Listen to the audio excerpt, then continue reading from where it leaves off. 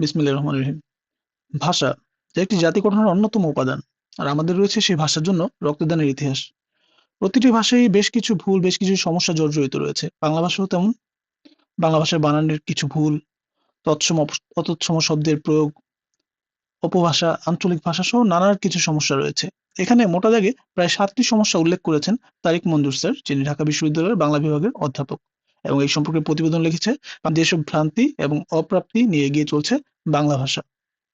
প্রথমেই দেখা যায় ভাষার বানানের ভুল এবং শুদ্ধ বিষয় নিয়ে।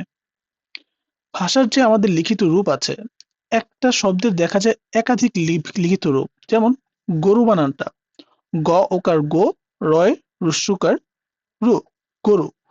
তো এই বানানটা, এইটা ছাড়া অন্য বাকি বানানগুলো ভুল, এটা দেখানো হয়েছে। আসলে বিষয়টা ডিরেক্টলি একটা বানানকে কিভাবে ভুল বলা যায় এই নিয়ে স্যার প্রশ্ন রেখেছে। স্যারের মতে বানানের যে রূপগুলো আছে এগুলোকে ডিরেক্ট ভুল না বলে বলা যেতে পারে যে হয়তোবা একটা প্রচলিত ভাষা বা প্রচলিত বানান আর একটা অপ্রচলিত বানান, বা আরো ভালো করে যদি বলা যায় তাহলে বলা যায় যে বানানের সর্বশেষ গৃহীত রূপ বা প্রমিত রূপ বলা যেতে পারে।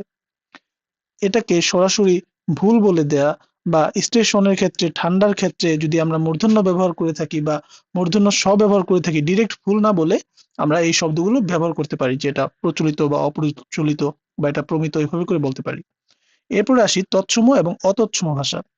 বলা থাকে যে ব্যাকরণ বইগুলোতে বর্তমানে বাজারে প্রচলিত যে সকল শব্দে বা যে সকল শব্দ সংস্কৃত থেকে সরাসরি বাংলা ভাষায় এসেছে তাদেরকে তৎসম শব্দ বলে। অথচ ডক্টর মোহাম্মদ শহীদুল্লাহ তিনি দেখিয়েছেন যে বাংলা ভাষা সংস্কৃত থেকে আসেনি, এটা আসছে প্রাকৃত বা সাধারণ মানুষের মুখের ভাষা থেকে। এবং জর্জ আব্রাহাম গ্রিয়ারসন তিনিও যিনি ভারতীয় উপভাষা নিয়ে বিস্তারিতভাবে কাজ করেছেন, বিস্তরভাবে তিনি অনেক কাজ করেছেন, জর্জ আব্রাহাম গ্রিয়ারসন তিনিও দেখিয়েছেন বা তিনিও মনে করেন যে বাংলা ভাষাটা হচ্ছে কি প্রাকৃত থেকে বাংলা ভাষার জন্ম। তার মানে এইখানে তৎসম শব্দ বা তদ্ভব শব্দের যেই সূত্রটা আমরা টেনে আনি, এটা আনা আসলে উচিত নয়। আচ্ছা, এবার আসি আঞ্চলিক ভাষা বা উপভাষা যেটাকে বলি। ব্যাকরণ বইয়ে লেখা আছে আঞ্চলিক ভাষা বা উপভাষা হচ্ছে প্রতিটা অঞ্চলের নিজস্ব যে ভাষা। যেমন আমাদের দেশে বরিশাল অঞ্চলের মানুষ এক ভাষায় কথা বলে, মানে বাংলা ভাষাই, তবে একটু অ্যাকসেন্টটা ভিন্ন, হ্যাঁ। তো এইটাকে বলা হয় মোটা দাগে আঞ্চলিক ভাষা, যেটা ব্যাকরণ বইয়ে প্রচলিত। আসলে বিষয়টা আঞ্চলিক ভাষা বা উপভাষা যেটাকে বলি, এই দুইটা জিনিস কিন্তু ডিফারেন্ট। উপভাষা কিন্তু এরকম না, প্রত্যেকটা মানুষের নিজস্ব উপভাষা আছে। প্রত্যেকটা মানুষ তার ধর্মভেদে একটা ভাষার টোন একটু অন্যরকম হতে পারে, শ্রেণীভেদে, পেশাভেদে, বয়সভেদে বা লিঙ্গভেদে তাদের কথার টোন অন্যরকম হতে পারে। সুতরাং সেই সময় দেখা যাবে কি একটা আঞ্চলিক ভাষারও ডিফারেন্ট ডিফারেন্ট অনেকগুলো উপভাষা আছে, যে বিভিন্ন রূপভেদ আছে। তো এই জন্য ডিরেক্ট আমরা যদি বলে দিই যে বাংলা ভাষার বাইরে একটা অঞ্চলের সম্পূর্ণ ভাষাগুলোকে উপভাষা বা আঞ্চলিক ভাষা, এটা এভাবে করে ডিরেক্ট বলা যায় না। কেন, আঞ্চলিক ভাষার আন্ডারেও আরো কিছু ভাষা সেগমেন্টে ভাগ করা যায়। স্যার এখানে বলেছেন যে প্রত্যেক মানুষই এক একটি উপভাষা বহন করে, প্রত্যেকের টোন, প্রত্যেকের কথাবার্তা বলার সিস্টেম আলাদা। তো এই ক্ষেত্রে এটাকে তাহলে কি বলা যেতে পারে? এটা নিয়েই একটা সমস্যা রয়ে গেছে যে কাকে আসলে আঞ্চলিক ভাষা বলবো, কাকে উপভাষা বলবো, বা প্রধান ভাষা থেকে এই ভাষাটা কতটা ডিফারেন্ট হবে, এর কোনো সুনির্দিষ্ট মাপকাঠি নেই। এর সঙ্গে ঐতিহাসিক এবং রাজনৈতিক সম্পর্ক জড়িত রয়েছে। এবার আসি ভাষার প্রয়োগ এবং অপপ্রয়োগ। একটা জিনিস কি আমাদের বেশ কিছু পরীক্ষাগুলোতে দেখা যায়, বা যেটা চাকরি পরীক্ষা বলি বা বিশ্ববিদ্যালয় পরীক্ষা বা কলেজের পরীক্ষায় প্রচলিত এবং অপ্রচলিত কিছু বা প্রয়োগ অপপ্রয়োগের কিছু নম্বরের কোশ্চেন দেখা যায়। সেখানে দেখা যায় যে কিছু কমন জিনিস বারবার ঘুরে ফিরে আসে। তো যেটা হচ্ছে কি, যেটা হচ্ছে প্রয়োগ অপপ্রয়োগে কোনটা শুদ্ধ কোনটা অশুদ্ধ এরকম কিছু। আসলে ব্যাকরণের বা ভাষা বিজ্ঞানের দৃষ্টিকোণ থেকে যদি দেখা যায় যে কোনো একটা জিনিস যেটা কিনা আসলে ব্যাকরণ ভাবে ভুল, সেটা প্রচলিত হতে এমন একটা অবস্থায় দেখা যায় যে সেটাকে সঠিক করার জন্য কি হয়ে যায়, নতুন করে সূত্রবদ্ধ করার প্রয়োজন পড়ে যায়। তার মানে এটা ডিপেন্ড করে ব্যবহারের উপরে, যে কিরকম ব্যবহার করছে, তাই না?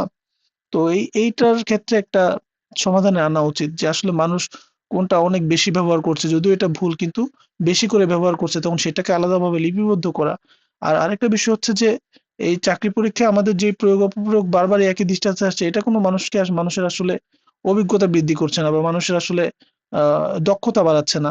এইভাবে করে নতুন যে তিনি কোনো ভাষার ক্ষেত্রে কার্যকর ভূমিকা রাখবে, সেটা কিন্তু হয়ে উঠছে না। সুতরাং এই দিকেও দৃষ্টিপাত করা উচিত আসলে। এবার আসি প্রমিত উচ্চারণ। প্রমিত উচ্চারণের একটা বিষয় আছে যে ভাষার লিখিত একটি রূপের মতো উচ্চারিতর একটি রূপ রয়েছে, যেটাকে আমরা বলি কি প্রমিত রূপ, মানে শুদ্ধ বাংলা যেটা নর্মালি বলতে গেলে। কিন্তু দেখা যায় যে অনেক স্কুলের অনেক ক্লাসে বাংলা শিক্ষক তিনি তার শ্রেণীকক্ষে সঠিক প্রমিত উচ্চারণটা করে না। আচ্ছা, যদি স্কুল পর্যায়ে এরকমটা হয় তাহলে এই ছেলেমেয়েরা বড় হয়ে শিখবে কি, বা তারা আসলে বড় হয়ে তাদের এই প্রমিত উচ্চারণ ঠিকমতো ক্লিয়ার করতে অনেক পরিমাণ কষ্টসাধ্য ব্যাপার হয়ে দাঁড়াবে। সুতরাং স্কুল পর্যায় থেকে যেন এটা ঠিক করা হয়, এই ব্যাপারে আসলে দৃষ্টিপাত করা উচিত। আমরা প্রতিবারই বলি যে আমাদের প্রমিত উচ্চারণ করা উচিত বা উচ্চারণ সুন্দর করা উচিত, অথচ কার্যকর কোনো পদক্ষেপ বা ব্যবস্থা আমরা কি করি না, গ্রহণ করি না। এবার আসি ভাষা সম্পাদনা। ভাষা সম্পাদনা বলতে কি, একটা থিসিস পেপার লিখলে বা একটা পেপার লিখলে বা একটা কাগজ, একটা বই লিখলে তখন এই বইয়ের বানান সংশোধনের জন্য যিনি কাজ করে থাকে তাকে বলি প্রুফ রিডার। ঠিক আছে? তো প্রুফ রিডার শুধু বানান সংশোধন করে। এক্ষেত্রে আমাদের যে অভিধান আছে, অভিধান দেখে বানান সংশোধন করলে কিন্তু এড়ানো যায়। কিন্তু ভাষা সম্পাদনা কিন্তু একটু বড় বিষয়। এটা বানান, জ্যোতিচিহ্ন, ভাষাটা সম্পূর্ণভাবে প্রকাশ পাচ্ছে কিনা, কথাটা যা বোঝাতে চাচ্ছে, বা ভাষার প্রাসঙ্গিকতা কতটুকু, মানে মানে ভাষাটা আসলে সুন্দর করে সাজানো গুছানো, এটা কিন্তু সম্পাদনের একটা বড় কাজ। অথচ আমাদের দেশে হাজার হাজার এরকম প্রুফ রিডার আছে যারা কিনা বানান ভুল ধরে, কিন্তু ভাষা সম্পাদনা করার লোক খুবই কম। এটা খুবই দক্ষতার কাজ। এবং দেখা যায় যে বিশ্ববিদ্যালয় থেকে বাংলা বিষয়ে উচ্চতর ডিগ্রি অর্জন করার পরও কেউ ভাষা সম্পাদনের বিষয়ে কাজ করতে চায় না। তো এইটা আসলে ক্লিয়ার করলে আমাদের ভাষার মানটা ধরে রাখতে পারবে, ভাষার ভবিষ্যৎটা আসলে সুনিশ্চিত ভালো করা যাবে। এবার আসি ভাষার মিশ্রণ। স্যার এটা দেখিয়েছে যে এটা খুব কমন, খুবই নরমাল যে একটা ভাষার মধ্যে একটা ভাষা ঢুকে পড়ে। কিভাবে? যেমন আমাদের বাংলা ভাষার ক্ষেত্রে দেখা যায় যে বাচ্চারা, শিশুরা ইংরেজি, হিন্দি বিভিন্ন ভাষা মিলানো কিন্তু কার্টুন দেখে। এতে করে তারা বাংলার সাথে সাথে কিন্তু অন্য ভাষাগুলোর বাংলাতে অটোমেটিক্যালি তাদের মাধ্যমে ঢুকে পড়তেছে কিন্তু। এবং এটা ঢুকবে, এটা স্বাভাবিক, এটা অস্বাভাবিকের কিছু না। যেহেতু এখন সবকিছুতে মানুষের অ্যাক্সেস আছে, সুতরাং এটা প্রবেশ করে যায়। যেমন আমি কথা বলার সময় বাংলা ইংলিশের অনেক কথা মিশিয়ে বলতেছি, হ্যাঁ? তো এই একটা ব্যাপার। তো দেখা যায় কি পারস্পরিক যোগাযোগ সহজেই একাধিক ভাষার সঙ্গে খাপ খাইয়ে নিতে পারছে, এইভাবে যে বাচ্চারা বহুভাষিক যে পরিস্থিতির সাথে বড় হচ্ছে, এর মাধ্যমে কিন্তু পারস্পরিক যোগাযোগের যে বিষয়টা সেটা তারা সহজেই রপ্ত করতে পারতেছে। সো এটা আসলে খারাপ না। তবে এক্ষেত্রে বাংলার স্বকীয়তা বজায় রাখার জন্য আমাদের চেষ্টা করতে হবে। তো এই ছিল আজকের মতো। ধন্যবাদ সবাইকে।